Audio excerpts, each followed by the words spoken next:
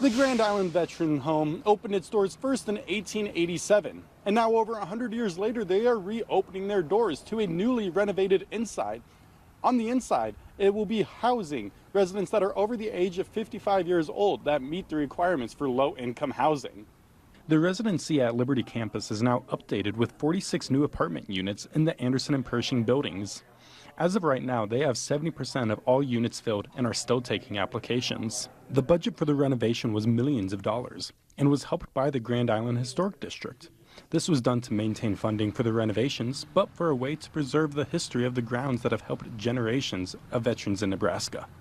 As I mentioned earlier today, is the historic renovation of the Anderson and Pershing buildings. So the planning side to that started with the entire campus being designated on the National Registry of Historic Places, requesting an application for low-income housing tax credits through the Nebraska Investment Finance Authority. Those investments made maintaining the historical side of the building a high priority.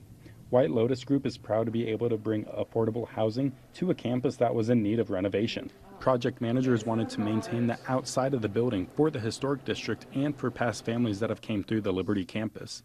Like for some residents who relocated in 2019 when the veteran home closed its doors. They were able to start moving back in February of this year.